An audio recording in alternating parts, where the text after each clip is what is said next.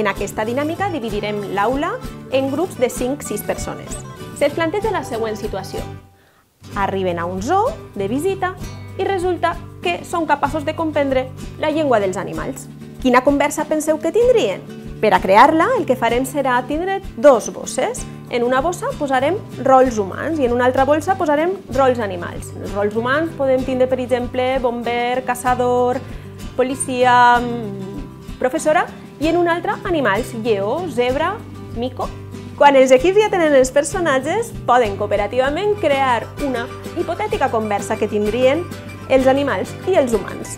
Quan la tenen preparada, la representen per al gran grup.